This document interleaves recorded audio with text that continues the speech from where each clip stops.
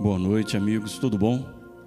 Estou muito feliz de poder estar aqui com você, agradecido ao Senhor e agradecido a você pelo carinho do convite de nós estarmos juntos nesse final de semana para estudarmos a Palavra de Deus.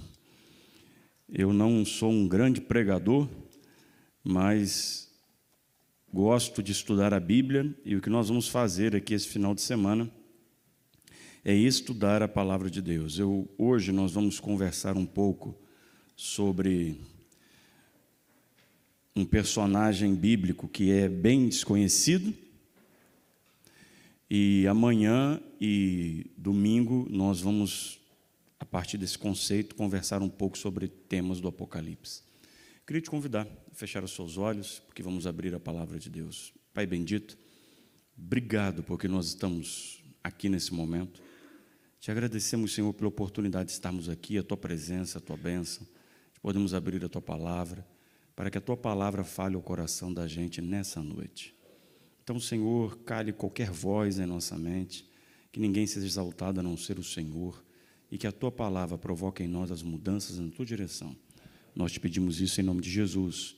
Amém. Você que nos acompanha aí pela internet, bem-vindo, e eu espero que você possa estar conosco presencialmente amanhã. Se não, você também é bem-vindo pela internet. Eu não sei aqui se nós temos alguém aqui chamado Paulo ou Pedro. Tem alguém aqui? Não? Paulo, não? Ah lá, viu? Bateu Sérgio Paulo. Está quase lá, está quase lá. Tem algum Pedro? Você conhece Paulo e Pedro, não conhece? Conhece alguém chamado Paulo? Conhece chamado alguém Pedro? Seu filho, sogro. São nomes muito comuns no nosso mundo de cá. A gente tem um trabalho que a gente faz com alguns voluntários da Índia que vêm trabalhar conosco lá no Brasil, e aí para a gente aprender os nomes deles leva um certo tempo, né? Porque são nomes que não têm nada a ver com o nosso modelo de nome, com a nossa cultura. E aí vem nomes como Akancha, Sumi, né? Lavânia, então é bem diferente para a gente. Swamsi, né? São nomes de pessoas que têm estado com a gente lá. Mas por que a gente tem nome de Pedro e Paulo? A gente tem esses nomes porque os apóstolos, Pedro e Paulo, se tornaram famosos. Porque não faz o menor sentido você colocar nome de pessoas em palavras que são palavras gregas, tá certo? Pedro e Paulo são nomes gregos, nomes judaicos, gregarizados, digamos assim, né? Nomes em hebreus, que foram colocados em grego. Não faria o menor sentido na nossa cultura, no Brasil, você chamar alguém de Petros, né? Não faz sentido isso. A gente faz por causa dos 12 apóstolos. E aí, como a gente tem uma cultura bem católica, pelo menos na parte sul, ali na América Latina, aqui para cima uma cultura mais protestante, mas agora mais católica até do que protestante, no questão de influência, você tem esses nomes que foram sendo colocados. Você tem nome de santo, por exemplo, nome de rua, né? E assim vai ficando famoso. Eu lembro que nas Copas do Mundo, né, lá no Brasil é assim, né? Agora nem tanto, porque a seleção brasileira está um lixo. Mas antes, né, em cada Copa do Mundo, o artilheiro tinha gerações de nome, né? Ronaldo, né? Ronaldo deu um monte, Romário pipocou. Então você vai tendo esses nomes. Ninguém nunca botou o nome do filho de Dunga, né? Mas pareceu bastante. Mas você não vai achar, por exemplo, alguém com o nome de Barnabé. Quantos Barnabés você conhece na vida? Barnabé virou nome de cachorro, de Basset Hound. Não tem o Basset Hound? Adoro cachorro. Tem Basset Hound, você bota o nome de Bartolomeu, Barnabé. Eu tinha o nome dele era Bonifácio. Então, esses são os nomes que você coloca em cachorro, certo? Então, Barnabé é isso. Então, você fica pensando, como é que pode, né, uma pessoa chamada Barnabé e a gente não conhece essa pessoa? Por que não tem esse nome? Então, se você olhar para o livro de Atos, e hoje eu vou estudar com você o livro de Atos, a gente vai ler mesmo, e se trouxe sua Bíblia ou seu smartphone, nós vamos usar bastante aqui. No livro de Atos, você divide o livro de Atos em dois. A primeira parte dele, até mais ou menos o capítulo 9, Lucas, que é quem escreve o livro de Atos, está falando do apóstolo Pedro. Do capítulo 9, 10 para frente, é o apóstolo Paulo. Então, basicamente, nós falamos de Pedro e Paulo quando lemos o livro de Atos. Só que tem um problema. O personagem central do livro de Atos não é nenhum ser humano, é o Espírito Santo. Mas, além do Espírito Santo, tem um personagem que é quem faz a ponte, e sem ele não haveria Paulo. Não, eu vou te provar isso aqui na Bíblia. Não teria Paulo. Paulo dificilmente seria o Paulo que você conhece. Então, vamos lá. Paulo escreveu mais ou menos 11 livros do Novo Testamento. Então, sem esse personagem, rasga 11 livros da sua Bíblia. Porque sem ele não haveria Paulo. Sem ele não haveria Marcos. Já rasga um evangelho. Se eu não tenho Paulo, eu não tenho Lucas, que era discípulo de Paulo. Rasga outro. Quantos livros você já perdeu? Você só fica com Mateus, Marcos você não teria, João, Apocalipse de João, as 3 epístolas de Pedro e Tiago. Todo o restante, babau. Você só tem por causa desse personagem que é Barnabé. E por que ninguém fala dele? Porque Barnabé não escreveu o livro, então não ficou gravado na história, e Barnabé tinha um jeito, um perfil um pouco diferente. Deixa eu te apresentar um pouco quem é Barnabé. Acompanha comigo, capítulo 4, verso 36. Vou te pedir desculpa, eu estou com alergia, rinite. A rinite me acompanha. Aí avião fechado, ar-condicionado, fatal. Então, pólen, aí ficou bom demais. Então, vocês me perdoem, vamos seguindo aqui.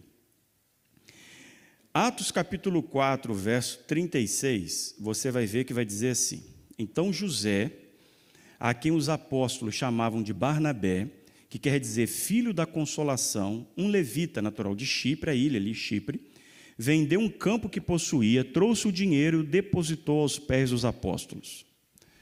Você vai ver que eles botaram o nome de Barnabé. O nome dele não é Barnabé, é José.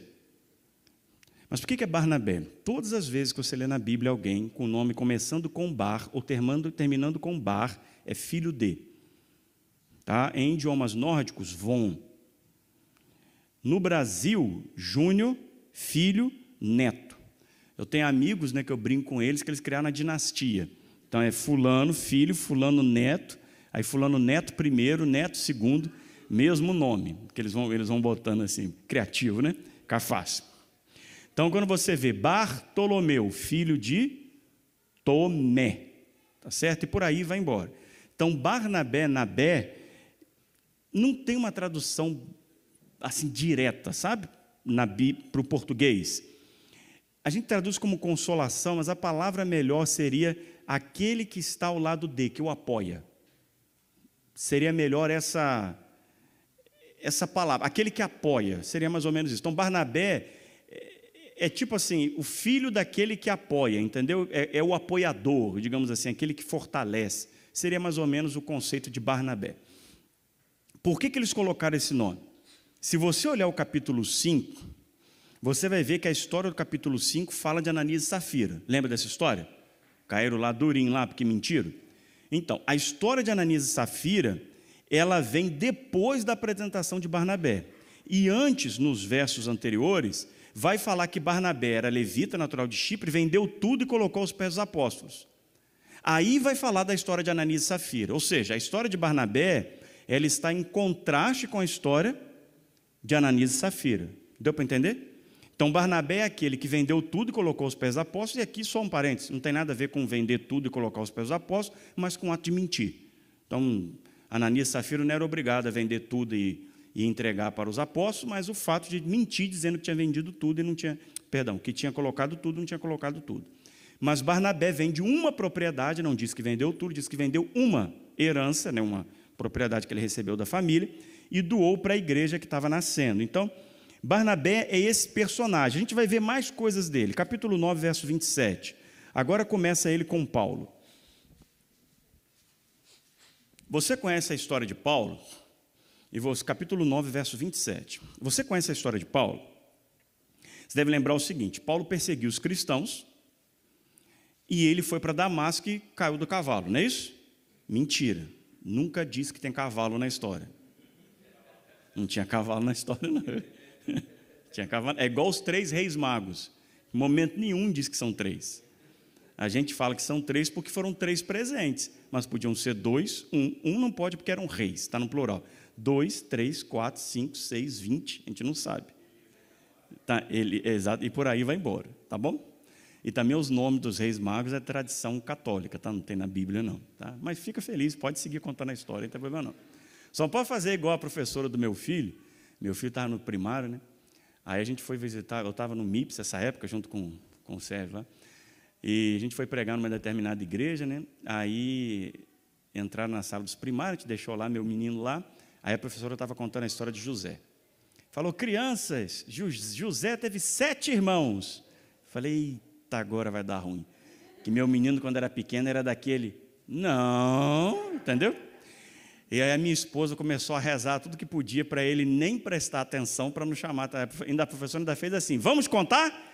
1, 2, 3, 4. E ela declarou que José tinha 7 irmãos. Matou o resto e ficaram os 7 só. Né? Então, essas histórias igual a os 3 reis magos. Mas voltando para Barnabé, como que Paulo perseguiu os cristãos? Como é que você sabia quem era cristão na época de Jesus? Ali no começo, ali. Cristão e judeu era a mesma coisa. Cristão guardava o sábado, judeu guardava o sábado. Cristão não comia carne de porco, o judeu não comia carne de porco. Cristão não acendia incenso ao imperador nem a ídolos, o cristão fazia a mesma coisa. Perdão, o judeu fazia a mesma coisa. No sábado, para onde o cristão e o judeu iam? Para o templo ou para a sinagoga?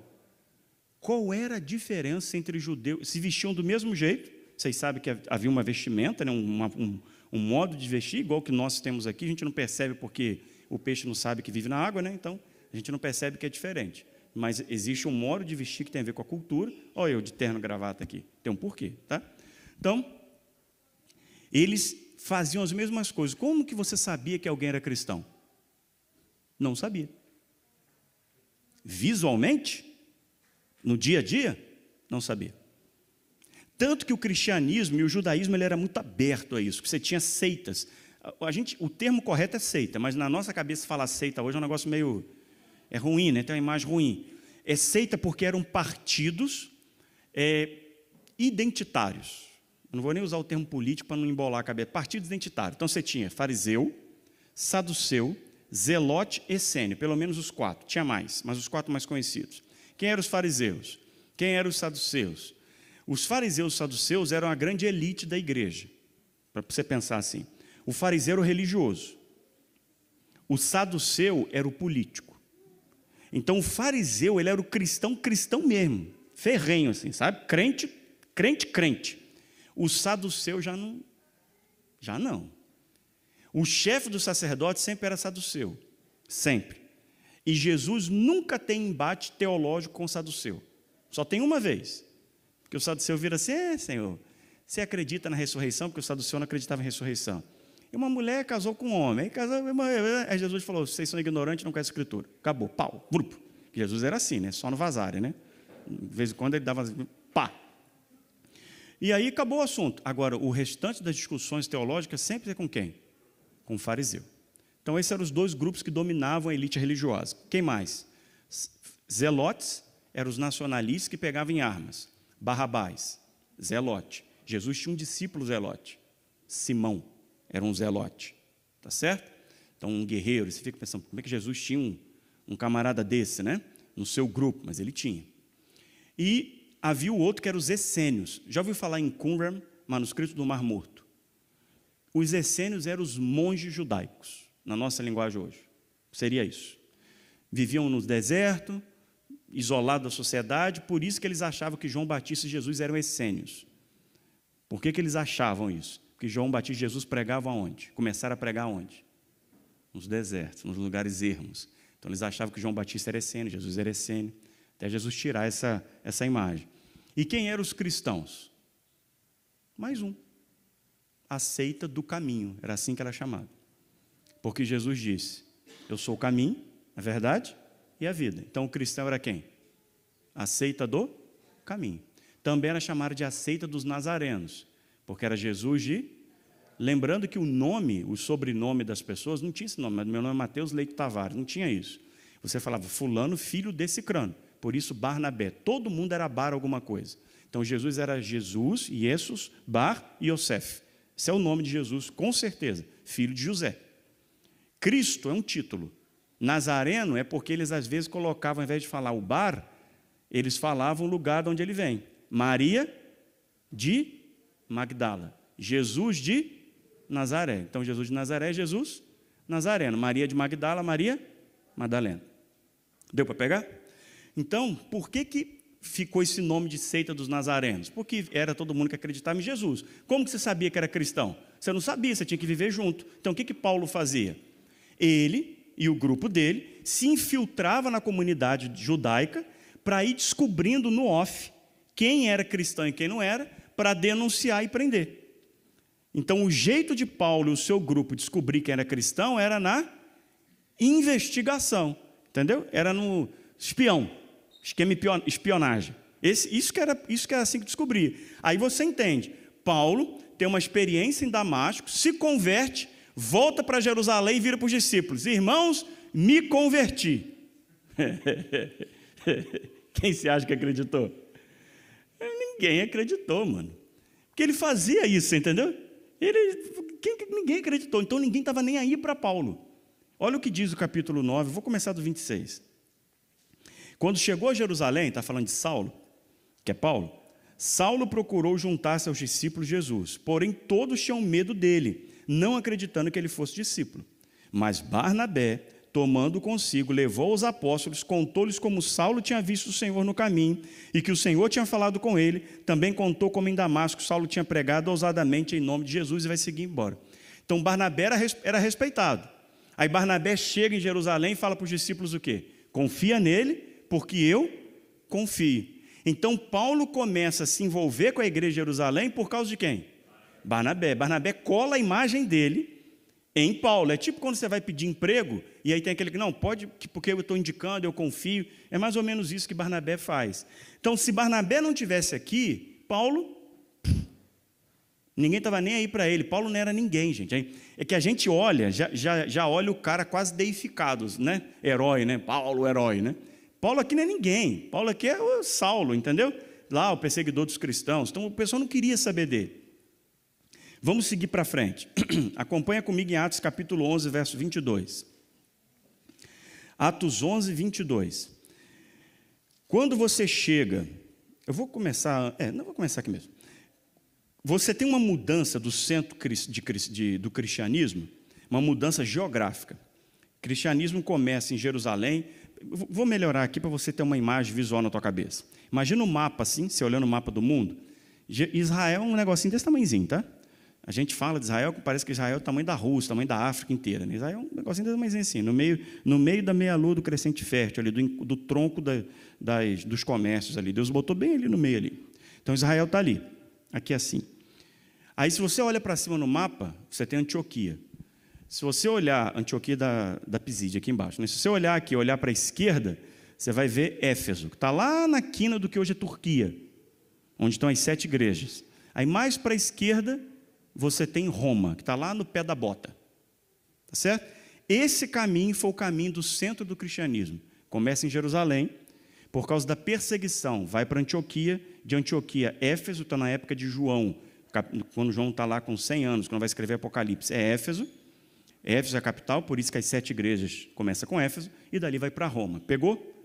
Só que você não tinha nada fora de Jerusalém, porque a galera se converteu, lembra de Pedro, pregando no Pentecoste? Pedro prega e tem gente de tudo quanto é lugar. Quem são aquelas pessoas? São de qual religião? Judeus. Judeus de tudo quanto é lugar. Quando Pedro acaba de pegar, batiza 3.000. O que acontece com a maioria dessas pessoas? Volta, cada um para o seu canto. Mas eles voltam para onde? Para quê? Não tem igreja. Não tem pastor. Não tem discípulo. Não tem nada. Ele volta para casa. E aí para casa, ele agora acredita que Jesus é o Salvador, mas ele frequenta onde? A sinagoga, como um judeu.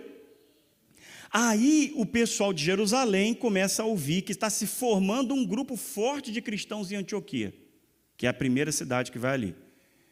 E eles não tinham muito, o judeu não tinha muitos negócios fora de Jerusalém, eles não estavam empolgados não, tá?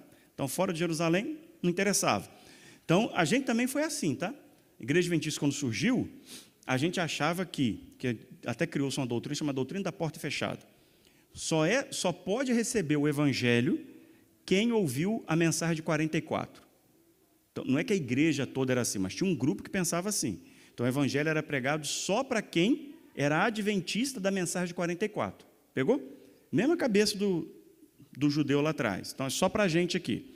Então, quando chega aqui, eles descobrem Antioquia, olha o que eles fazem. Capítulo 11, verso 22. A notícia a respeito deles, ou seja, dos cristãos que estavam em Antioquia, chegou aos ouvidos da igreja que estava em Jerusalém e enviaram Barnabé até Antioquia.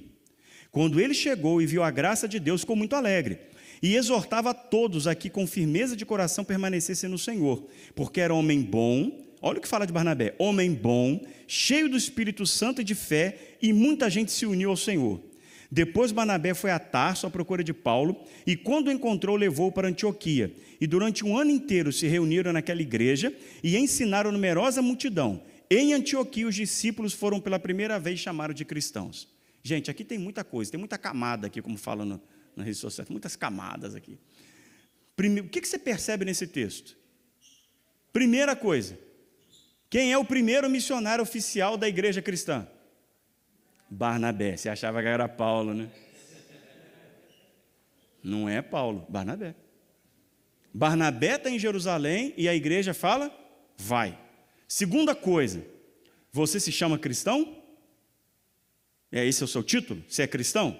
Amém. Você deve esse título a quem? A Barnabé, porque foi em Antioquia que os discípulos foram chamados a primeira vez de cristãos, que era um nome jocoso. Era uma piada, não era um título bonitinho. Esses camaradas só falam desse tal de Cristo, Cristo, Cristo, eles são cristãos. Era assim. Então não era uma coisa, bonito. Tá certo? Então virou cristão.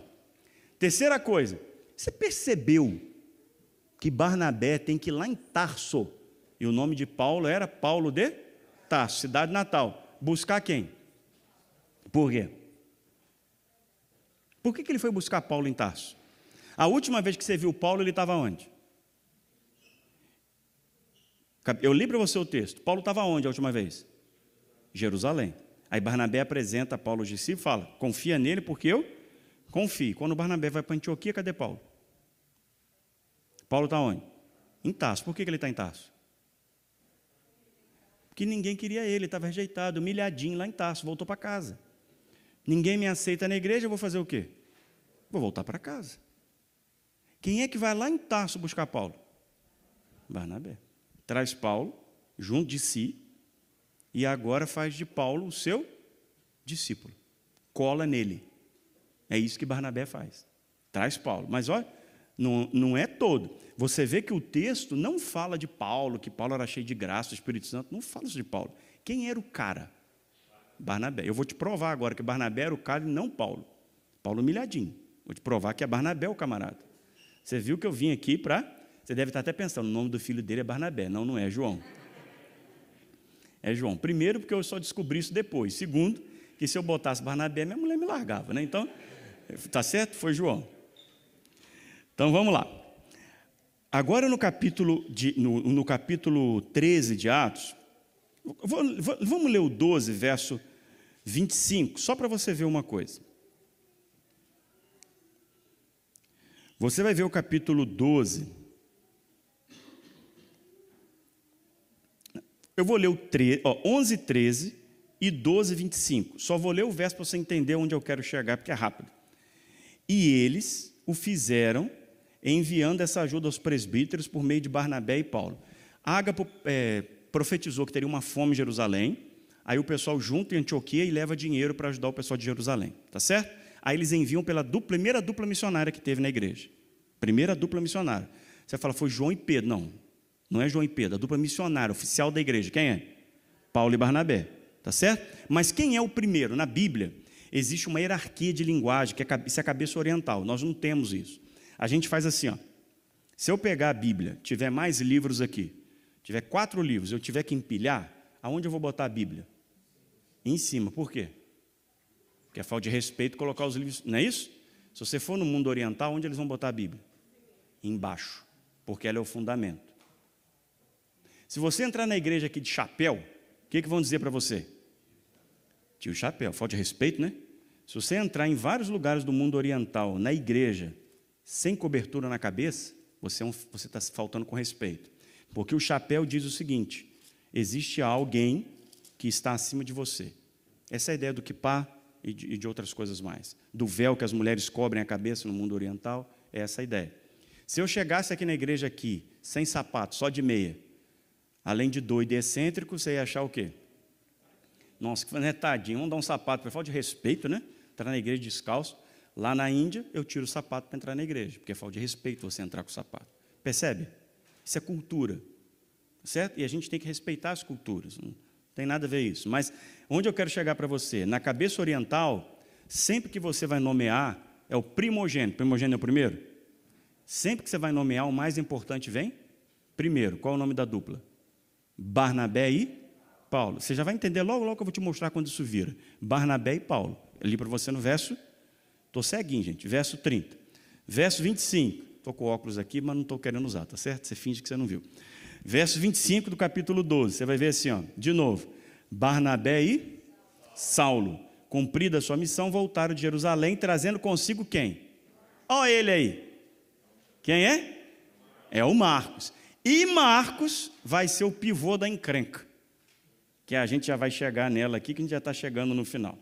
Olha o que diz o capítulo 13 de Atos. Eles voltam agora, foram em Jerusalém, levaram comida, voltaram para Antioquia e começa a igreja de Antioquia. Olha o que diz o verso 1 do capítulo 13. Havia na igreja de Antioquia profetas e mestres, a saber, quem é o primeiro? Barnabé. Depois, Simão, chamado Níger, Lúcio de Cirene, Manaém, que tinha sido criado com Herodes, o tetrarca, e Saulo. Quem é o último da lista? Meu amigo, Manaém está antes de Paulo. Você conhecia Manaém? Mas ele é mais importante do que Paulo, do que Saulo nessa época aqui. Primeiro é Barnabé, depois vem um monte de gente, vem Manaém. Aí vai vir quem? Saulo, porque Saulo era quem? Saulo não era nada, meu filho. Saulo era um qualquer lá, entendeu? O discípulo de quem? Barnabé. Quem é o cara? Barnabé. Vou continuar te provando a minha tese. Olha o que diz. Verso 2. Enquanto eles estavam adorando o Senhor e jejuando, o Espírito Santo disse: separem-me agora Barnabé e Saulo para a obra que tenho chamado. Então, jejuando e orando, impondo as mãos sobre eles, os despediram. Aí vai dizer assim, ó, Barnabé e Saulo, de novo, Barnabé primeiro, Saulo depois. Enviados pelo Espírito Santo, foram até Seleucida e dali navegaram para Chipre, e vai seguindo. No final da sua Bíblia, você já viu um mapinha que tem assim, primeira, segunda e terceira viagem missionária de Paulo? Viu? Está errado. Está errado. A primeira viagem missionária não é de Paulo. A primeira viagem missionária é de Barnabé. Você só tem a segunda viagem missionária de Paulo com Silas e depois a terceira, que no caso é a primeira e a segunda. Mas como o famoso é Paulo, o pessoal na Bíblia, na teologia, vai escrevendo, mas não é. Tanto que está aqui. O Espírito Santo envia quem? Barnabé e Saulo. Paulo estava lá em Tarso. Quem vai lá? Barnabé. E pega. E ele leva Paulo com ele, Barnabé vai, leva Saulo e leva Marcos com ele. E eles fazem a primeira viagem missionária. Aí aqui, olha o que diz o verso 9. Aqui é que vai ter a virada. Tá certo? Você tem Elimas, que era o mago. Depois você lê isso com calma, tá? Senão você vai dormir aqui. Você tem Elimas, que é o mago. Aí Elimas está ali profetizando, coisa e tal. E Paulo diz assim no verso 9. Mas Saulo, também chamado Paulo, primeira vez que fala isso no texto. Agora mudou, percebeu? Lucas está apresentando, perceba, quem está escrevendo Atos é Lucas, que é discípulo de Paulo, lá anos depois, está escrevendo. Paulo que contou para quem? Para Lucas as histórias. Então Lucas tem referência, óbvio, da inspiração do Espírito Santo, mas a informação veio de quem? De Paulo. Então é Paulo que contou desse jeito para Lucas, e as investigações que Lucas fez, que ele fez pesquisa, e ele escreveu desse jeito. Aí agora Lucas apresenta Paulo, e diz, Saulo, que também é Paulo, cheio do Espírito Santo, olha para Elima e diz, ó filho do diabo, papapá. Aí você vai chegar agora no verso 13. Olha o que diz o verso 13. E navegando de Pafos, Paulo e seus companheiros. Percebeu a mudança agora? Daqui para frente, quem começa a ser o cara? Paulo. E vai falando de Paulo e seus companheiros. Eu vou resumir aqui um pouco, para não te cansar. No capítulo 15, você tem o Concílio de Jerusalém. Qual é o problema? Paulo, a gente fala, Paulo está pregando, né? Para os gregos, aí ele vai em Jerusalém discutir a questão da circuncisão. Não é Paulo, é Barnabé, filho. Barnabé e Paulo. Só que Paulo ficou famoso. Aí a gente fala de Paulo. Aí eles vão à igreja de Jerusalém, Barnabé e Paulo, para discutir com o pessoal de Jerusalém, dizendo que os gregos não precisavam ser circuncidados. Isso é o concílio de Jerusalém, o primeiro concílio da igreja, primeira treta da igreja teológica. Concílio de Atos, capítulo 15. Se você ler 14, 13, como eu li para você, você vai ver que 14, 13 é Saulo, ou Paulo e Barnabé. Mas quando eles chegam em Jerusalém, o texto vai colocar primeiro Barnabé e Paulo. Verso 12. E toda a multidão silenciou, passando a ouvir Barnabé e Paulo. Se você ler o começo do capítulo 15, vai dizer Paulo e Barnabé, porque eles ainda estão no mundo grego. Quando eles viajam para Jerusalém e vão falar, quem é que o pessoal respeita e ouve? Barnabé. Paulo em Jerusalém? Ninguém. A gente acha, né, que Paulo, né? Paulo era igual o Billy Graham, né? A gente acha Paulo famosão, né? Chegava, né? Bulhão, né? Chegava. Ninguém conhecia Paulo em Jerusalém, porque ninguém confiava neles. A gente tem que entender isso na cabeça. Por mais que se converteu lá no mundo grego, mas quando ele volta para Jerusalém, ainda tem aquela galera que, rapaz, sei não, hein? Esse baixinho careca aí, não sei não, cara. Sei não. Isso aí nunca me enganou. Era assim. Mas quem era o camarada que era aceito? Barnabé. Aí você tem a grande encrenca. Olha o que diz no capítulo 15. Quando a gente chega no verso 36. Diz assim. Já está no mundo grego. Alguns dias depois, capítulo 15, perdão, capítulo... não é isso mesmo, capítulo 15, verso 36. Alguns dias depois, Paulo disse a Barnabé, vamos voltar e visitar os irmãos em todas as cidades nas quais anunciamos a palavra do Senhor para ver como estão? Ou seja, eles tinham feito a primeira viagem missionária e Paulo fala, vamos voltar para ver como é que está o pessoal? Aí olha o que diz o verso 37. Barnabé queria levar também João, chamado Marcos, mas Paulo não achava justo levar aquele que tinha se afastado dele desde a Panfilha, não os acompanhando no trabalho. Houve tal desavença entre eles que vieram a se separar. Então Barnabé, levando consigo a Marcos, navegou para Chipre, mas Paulo, tendo escolhido Silas, partiu encomendado pelos irmãos à graça do Senhor e passou para Cilícia e Síria. Ou seja, por que se separa a dupla Barnabé e Paulo? Por causa de Marcos. Marcos era sobrinho de Barnabé. E depois daquela história que eu te contei de Elimas, Marcos não aguentou a pressão e voltou para casa, voltou para Jerusalém. Aí Barnabé agora fala, Paulo, vamos pegar Marcos para ir com a gente, vamos dar uma chance para ele. Paulo fala, não. Paulo era grosso, gente. Pensa num bicho ignorante. Era Paulo. Quando você lê com calma o Novo Testamento, você vai vendo a personalidade das pessoas. Você tem uma ideia de quem é Paulo? Paulo um dia estava jantando com Pedro, e Pedro era o seguinte, Pedro quando estava em Jerusalém era judeu, quando estava com os gregos queria se fazer de grego, entendeu? Isso era Pedro, né? Pedro sempre, sabe como é que é, né? Senhor, nunca te negarei, né? Vai lá e negou. Sabe como é que é, né? Isso é Pedro, sempre inseguro, sabe? Sempre ali, isso é Pedro, personalidade, nós somos assim, né? Nós somos assim.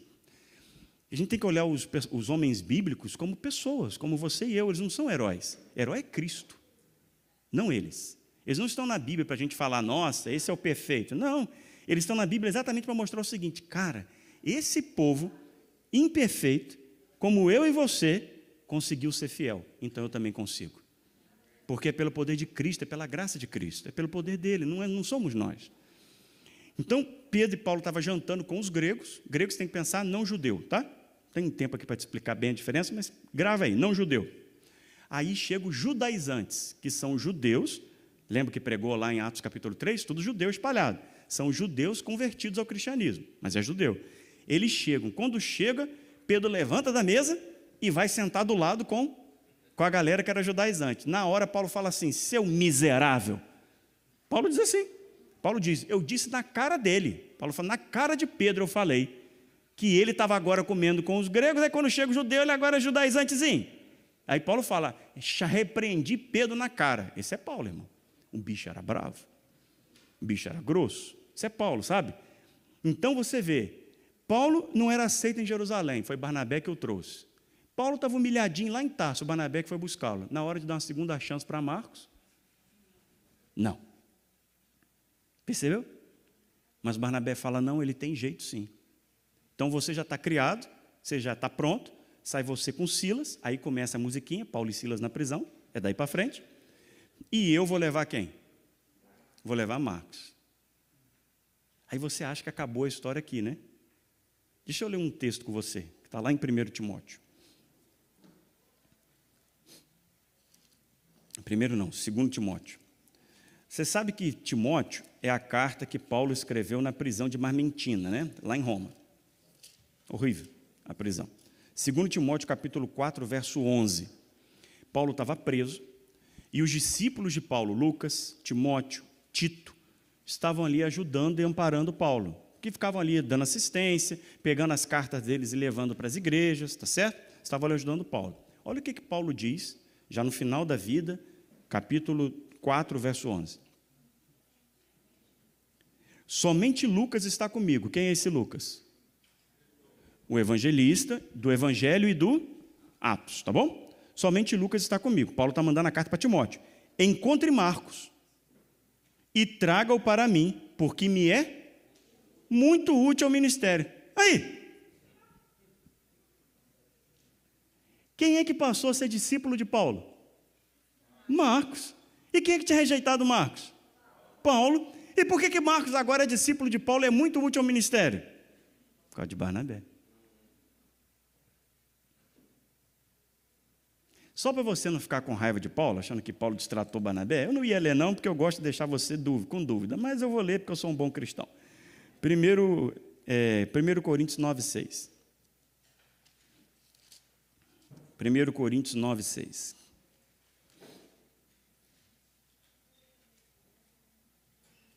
Anos depois daquele ocorrido, olha o que Paulo diz. Ou será que somente eu e Barnabé temos de trabalhar para viver? Paulo tinha um modelo que a gente chama de... Ganhou até um nome no conceito missionário, né? Tent maker, né? Que é o fazedor de tendas, né? Paulo fazia... em alguns lugares a igreja sustentava, mas a maior parte dos lugares ele tinha que sustentar, que é meio óbvio, né? Porque não tinha igreja. Ele ia abrindo igrejas. E Barnabé tinha a mesma coisa. Aí chega um ponto que Paulo fala assim, olha, agora já tem igrejas, agora vocês precisam ajudar a gente para que a gente possa pregar o evangelho, eu não tenho que ficar trabalhando para a gente dividir o tempo. É isso que Paulo está falando aqui em Coríntios. E aí ele fala, só eu e Barnabé que somos assim? Ou seja, ele equipara ele com quem? Barnabé, porque eles voltam a ser amigos, não houve briga entre eles. Calmou seu coração agora? Paulo voltou a ser santo na sua cabeça? Então tá bom, amém, né? Agora todo mundo é tranquilo. Por que eu li esse texto com você? Por que eu tentei te contar essa história de Barnabé com você? Porque Barnabé não é famoso. Você nem sabia que Barnabé existia. Agora, quando vocês ficarem grávidos, tiver filho, já pode botar o nome do filho em Barnabé. Tá? Em inglês o nome é mais bonito ainda. Então, assim, Barnabé não é famoso, Barnabé não é conhecido, mas Barnabé é o personagem central e fundamental no livro de Atos. E Lucas escreve assim, porque Paulo escreveu para ele. Porque se não tivesse Barnabé, não haveria Paulo, e mais do que isso. Paulo aprendeu com Barnabé o que é discipulado. E o que é discipulado? Discipulado não tem técnica. Não tem curso para fazer discipulado. Discipulado é transmissão de vida para a vida. E vida você não explica. Vida você vive. Então, por exemplo, o cristianismo ele não é uma religião da explicação. A gente, hoje, a nossa igreja, ela tem um modelo de evangelho que está certo, não estou falando que está errado, por favor. Mas a gente tem um modelo que é muito conceitual. E antes que você ache que eu sou contra conceito e coisa, eu gosto de estudar. Então, não entra nesse caminho não que vai dar ruim, entendeu? Porque eu gosto de estudar, então eu acredito no estudo, no conhecimento. Então, não é esse papo. Mas a nossa igreja é muito assim. Por exemplo, alguém vai se batizar? Amanhã a gente vai ter batismo. Geralmente a gente chega para a pessoa e fala assim, você aceita Jesus, seu Salvador pessoal? Sim. Sim. Aí você faz uma pergunta para a pessoa, você acredita na Trindade, Deus Pai, Filho e Espírito Santo? Quem é do Brasil há muito tempo, tinha um programa do Silvio Santos, que tinha uma câmera, uma sala fechada, e o cara ficava com um fone no ouvido. Aí o Silvio Santos, lá de fora, falava assim, você troca a moto 0 km por um pirulito? Aí acendia uma luz, o cara não tinha ouvido nada que falou, aí o cara só tinha que falar sim ou não, e era na sorte. O cara falava sim! Aí saía de lá com um pirulito na mão, entendeu? Ganhava uma bala, um negócio assim. Então, a gente fala às vezes as coisas, eu não estou falando que a gente não sabe, não é isso. Mas eu falo assim, não, você acredita que Pai, Filho e Espírito Santo, 3 pessoas coeternas da mesma substância? Que isso é a doutrina da Trindade. Sim.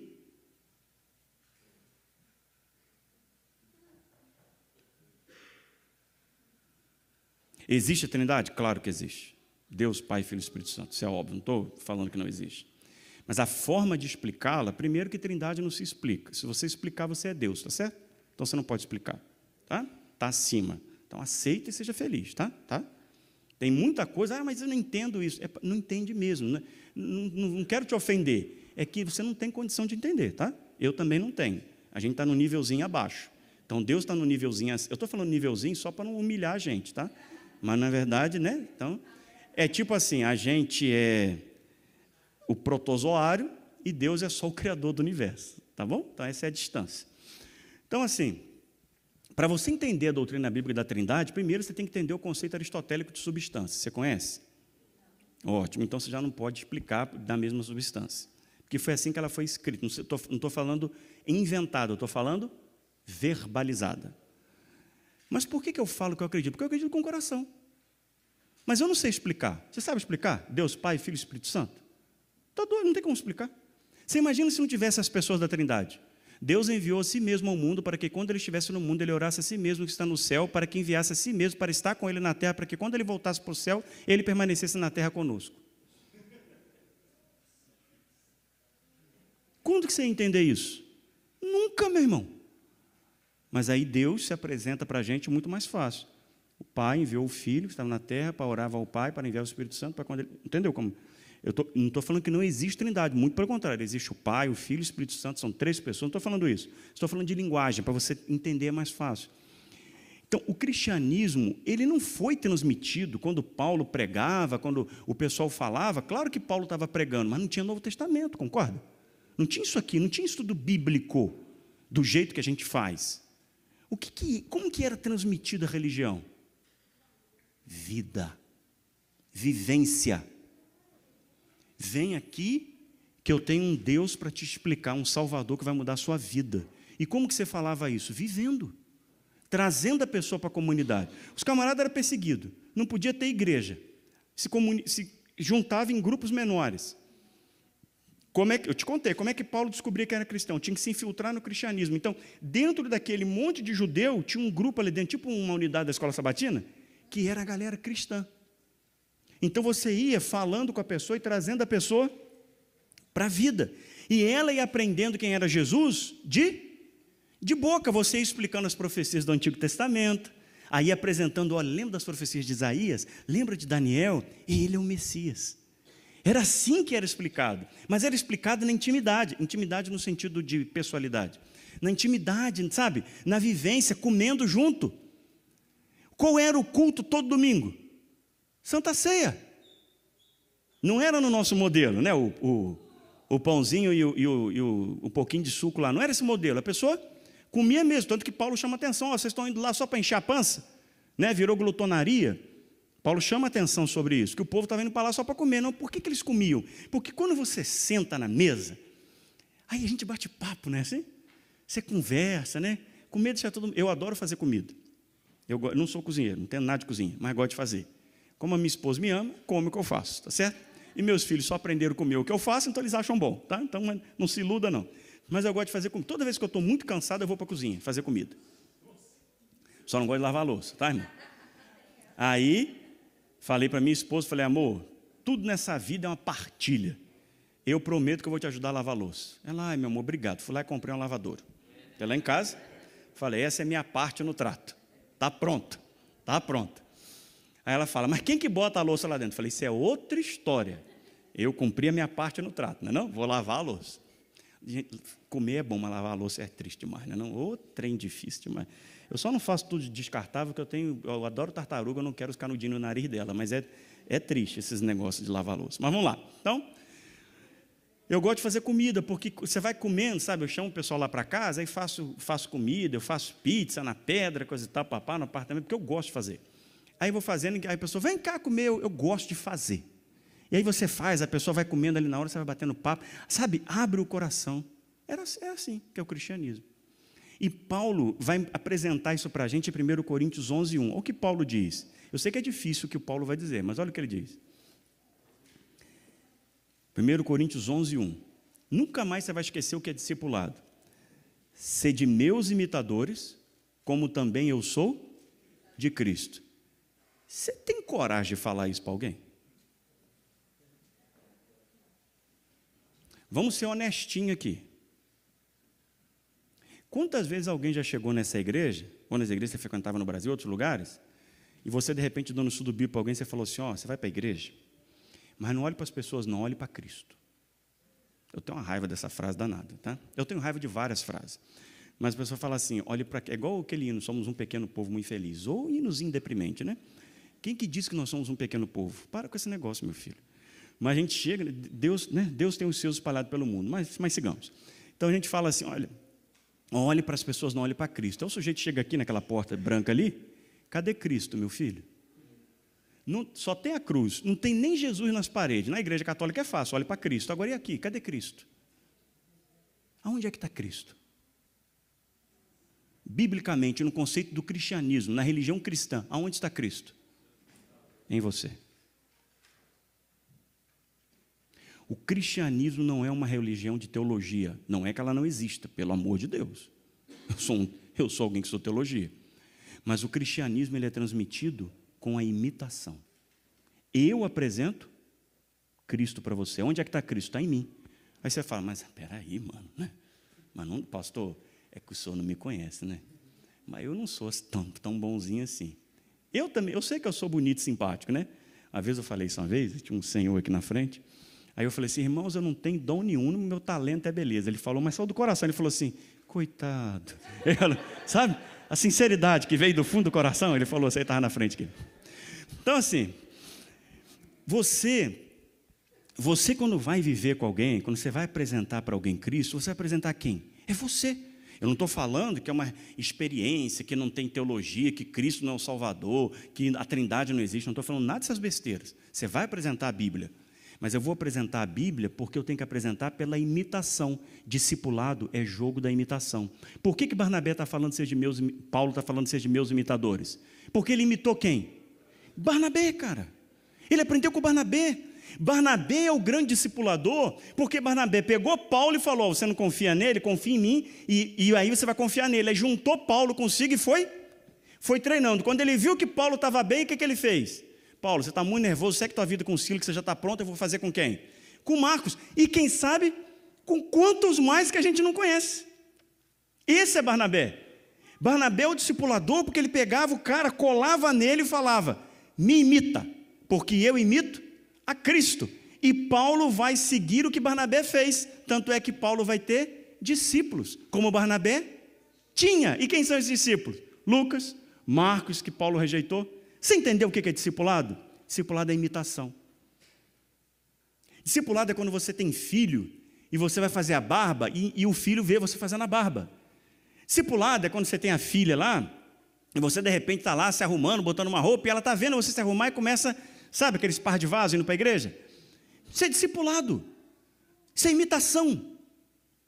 Discipulado é você aprende hábitos e costumes com seus pais que você nem consegue parar racionalmente, no sentido de definição lógica, parar e falar assim, eu aprendi isso com meu pai, aprendi aquilo com a minha mãe, tem coisas que você sabe, mas a maioria você absorveu por osmose. Isso é discipulado. Então, a gente explica muito as coisas, e tá bom, tá certo, pega a Bíblia e explica, tá beleza, mas por que a gente não passa a viver? Por que quando uma pessoa vem e eu quero apresentar o sábado, ao invés de primeiro eu dar aula sobre o sábado, mostrar que o sábado é da criação, coisa e tal, quem desiste, Virgem Maria guardou o sábado, que negócio tudo papapá, eu não chego e falo assim, ó, vamos almoçar lá em casa no sábado, para você ver o que é um dia de sábado. Vamos fazer o pôr do sol sexta-feira comigo? Olha, tem um negócio chamado sábado, que é coisa de gente maluca, nós somos doidos. Você tem que preparar a casa. Eu vou te ajudar a arrumar a sua casa, preparar a sua casa para você receber o sábado. Isso é discipulado. Mas eu chego para o cara e simplesmente digo, olha, a gente aqui guarda o sábado, você tem que guardar o sábado. Aí ele perde o emprego, o problema é dele. Né? Nós nem nos juntamos para ajudá-lo, sustentá-lo, até ele conseguir um novo emprego. Ela não tem ideia, a mulher não tem ideia, o cara não tem ideia do que é esse negócio de almoço de sábado. Né? Será que tem que oferecer algum santo, né, antes de comer? O que é almoço de sábado? Receber o pôr do sol. Arrumar a casa para receber o sábado. Essa transmissão é feita de vivência, de intimidade, valores se transmitem, não se ensinam. Isso é cristianismo. E aí você pode pensar, eu não posso pregar o evangelho para ninguém. Quem falou isso para você, meu filho? Você pode não saber dar uma explicação teológica, que é o estudo bíblico. Amigo, mas convidar alguém para viver com você e compartilhar o evangelho, você pode. Ah, você pode. Por isso que o cristianismo é para todo mundo. Por isso que a missão é para todo mundo. Porque você não tem que ser o camarada que sabe explicar o que vai pregar aqui na frente. Talvez você nunca pregue aqui na frente, você não seja famoso. Talvez você não cante bonito, igual o conjunto aqui na frente cantou. Ninguém te conhece. Você está sentadinho aí, vem todo dia, senta aí. Mas você é chamado para ser um discipulador. Porque no cristianismo não existe a possibilidade de você deixar de apresentar o evangelho para alguém. Não tem como. Para ser cristão, você tem que transmitir o evangelho. Se você não transmite o evangelho, você não é cristão. Você pode ser budista, sabe? Vai lá, aprende, coisa e tal, né? Todos sabem, medita, yoga, né? Aqueles negócios todos. Aí vai lá, seja feliz. Agora, para ser cristão, só existe cristianismo quando você transmite Cristo para outra pessoa. A única forma de crescer na graça de Cristo é fazendo aquilo que Jesus nos mandou fazer. Evangelismo, página 70.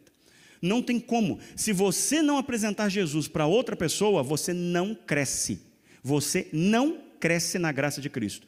Você pode ficar em casa, moendo o joelho, orando, lendo Bíblia, lendo Espírito de Profecia, cantando, de madrugada, pode vir para cá, passar o sábado inteiro. Se você não abrir a palavra de Deus e não compartilhar o que é Cristo com outras pessoas, você não cresce no Evangelho.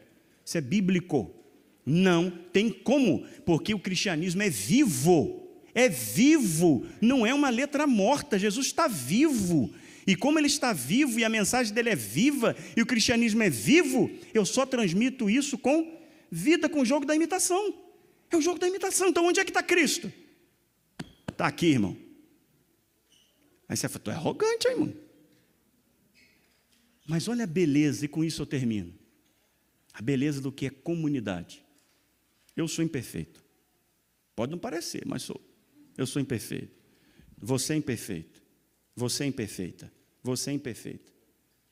Mas na nossa imperfeição, Cristo se revela muito mais completo, porque se revela na comunidade. Por isso que Deus disse, aonde estiverem 2 ou 3 eu estarei, nunca 1. Nunca 1. Sempre 2 ou 3. Porque eu não vou revelar Cristo completamente. É igual os 4 evangelhos. Por que a gente tem 4 evangelhos e não só um livro? Economizava tempo de todo mundo. Porque não tem como uma só pessoa apresentar Cristo como ela é. Pelo menos 4, para que a gente tenha uma ideia melhor de quem é Jesus. Porque nós somos limitados, falhos, cheios de defeitos. Mas com a vida em comunidade, nós conseguimos representar Cristo melhor. Então, quando alguém vem e está na igreja, vai num pequeno grupo na nossa casa, a nossa comunidade apresenta Cristo mais completo. Eu apresento certos traços de Cristo, com os quais eu me relaciono melhor e vivo, você vai apresentar outros, ele vai apresentar outros, e assim Cristo é exaltado. Porque não somos nós, é Ele. Por isso que é sempre o jogo da imitação. Discipulado é imitação. Então você pode sim se envolver na missão. Talvez você não dê isso do bíblico, talvez você não cante, talvez você não pregue, mas você pode sim compartilhar a experiência que você tem com Cristo com as outras pessoas. Faça isso, Seja como Barnabé. Talvez você nunca seja famoso. Talvez ninguém nunca vai conhecer seu nome. Ninguém vai colocar o seu nome em homenagem nos filhos. Mas quando chegar no céu, você pode ter transformado o mundo. Porque Barnabé não ficou famoso, mas treinou e discipulou aquele que pregou o evangelho para todo o mundo grego. Paulo. Todas as estrelinhas que Paulo tiver na coroa, Barnabé vai ter mais. Porque tem todas elas e a de Paulo. Isso é o chamado de Deus para a gente. Ser como Barnabé foi, imitando a Jesus, para que outros possam me imitar. Então, onde é que está Jesus, irmão? Eu é que tenho que revelá-lo. Eu é que tenho que apresentá-lo, através da sua palavra. Nós não somos aqui subjetivistas, né? Jesus está em mim, é o que eu sinto, não é isso? É através da sua palavra. Mas é assim que a gente revela Jesus Cristo. Aceita o desafio de cumprir a missão. Aceita o desafio de, mesmo quietinho, do seu jeito, trazer pessoas para imitarem você, porque você imita Jesus. E se você é falho, bem-vindo. Nós estamos na comunidade dos falhos. E juntos apresentamos Jesus mais completo. Posso orar com você? Bendito, isso é bom demais. Obrigado pelo teu carinho, pelo teu amor e porque o Senhor nos dá a honra de te representarmos nesse mundo. Nós somos falhos, Senhor, meus irmãos e minhas irmãs e eu. Mas é nessa nossa fraqueza, nessa nossa falha que o Senhor é exaltado. Foi o Senhor que escolheu colocar o tesouro em vaso de barro. Nós não somos o tesouro, mas nós somos os vasos de barro. Por isso eu queria te pedir agora, se revele através dos meus irmãos e das minhas irmãs. Nos ajude para sermos o Senhor na frente das pessoas. Nos ajude para sermos como Barnabé. Quem sabe, Senhor, é aquele jovem da igreja que ninguém dá muito valor, mas é ele que a gente vai trazer para perto, vai discipular, para se tornar um líder futuro da igreja. Quem sabe aquela pessoa que a gente encontrou no trabalho e a gente olha e fala assim, essa pessoa nunca vai ser cristã. Mas se a gente dedicar tempo, atenção, carinho, trazer para a vida, essa pessoa terá a vida transformada e poderá ser um Marcos, um Paulo, um Lucas. Meu Deus, é o Senhor que sabe o futuro de todas as pessoas. Nós estamos aqui porque um dia alguém se importou conosco, na nossa história e na história da nossa família, e nós estamos aqui. Então nos ajude a sermos Barnabé e a transmitirmos o teu evangelho pela simples tarefa da imitação. Que o teu Espírito esteja sobre nós, em nome de Jesus. Amém.